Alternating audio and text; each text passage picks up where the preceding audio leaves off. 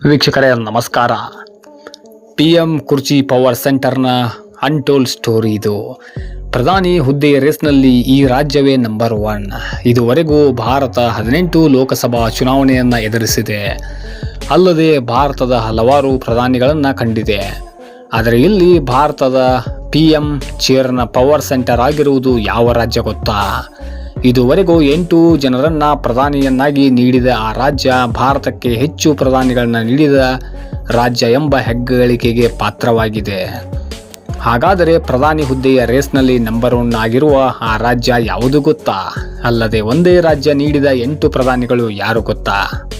ಬನ್ನಿ ಇದರ ಬಗ್ಗೆ ನೋಡ್ತಾ ಹೋಗೋಣ. ಅದಕ್ಕೂ ಮುಂಚೆ ತಮ್ಮಲ್ಲಿ ಒಂದು ಮನವಿ, ನೀವೇನಾದರೂ ಇದೇ ಮೊದಲನೇ ಬಾರಿಗೆ ನಮ್ಮ ವಿಡಿಯೋನ ನೋಡುತ್ತಿದ್ದರೆ ದಯವಿಟ್ಟು ನಮ್ಮ ಚಾನಲ್ಗೆ ಸಬ್ಸ್ಕ್ರೈಬ್ ಮಾಡಿ ನಮಗೆ ಸಪೋರ್ಟ್ ಮಾಡಿ ಸ್ನೇಹಿತರೆ.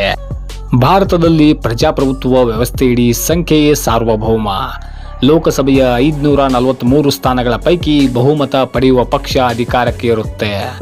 ಆದರೆ ಭಾರತದ ನಕ್ಷೆಯಲ್ಲಿರುವ ಒಂದು ರಾಜ್ಯ ಮಾತ್ರ ಈ ಹಾದಿಯನ್ನು ಅತ್ಯಂತ ಸುಲಭವಾಗಿಸುವ ಶಕ್ತಿಯನ್ನ ಹೊಂದಿದೆ. ಈ ರಾಜ್ಯದವರೇ ದೆಹಲಿಯ ಕೆಂಪು ಕೋಟೆಯ ಮೇಲೆ ಧ್ವಜಾರೋಹಣವನ್ನ ಹೆಚ್ಚು ಮಾಡಿದ್ದು. ಆ ಪವರ್ ಸೆಂಟರ್ ರಾಜ್ಯ ಯಾವುದು ಗೊತ್ತಾ? ಇತಿಹಾಸದ ಪುಟಗಳನ್ನು ತಿರುವಿ ನೋಡಿದರೆ ಒಂದು ಅಚ್ಚರಿಯ ವಿಷಯ ಹೊರಬರುತ್ತೆ.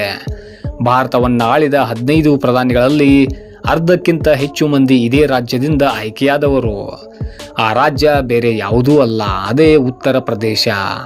ಇಲ್ಲಿನ ಅತ್ಯಂತ ರೋಚಕ ವಿಷಯವೇನೆಂದರೆ ಪ್ರಯಾಗ್ರಾಜ್ ನಗರ. ಈ ಒಂದು ಜಿಲ್ಲೆಯಿಂದಲೇ ಭಾರತಕ್ಕೆ ಅತಿ ಹೆಚ್ಚು ಪ್ರಧಾನಿಗಳು ಸಿಕ್ಕಿದ್ದಾರೆ. ನೆಹರು ಅವರ ಆನಂದ್ ಭವನದಿಂದ ಹಿಡಿದು ಇಂದಿನ ವಾರಣಾಸಿಯ ಮೋದಿಜಿ ಅಲೆಯವರೆಗೆ ಗಂಗಾ ನದಿಯ ತೀರದ ಈ ರಾಜ್ಯ ರಾಜಕೀಯ ನಾಯಕರನ್ನ ಬೆಳೆಸುವ ಕಮ್ಮಟವಾಗಿ ಕಾರ್ಯನಿರ್ವಹಿಸಿದೆ.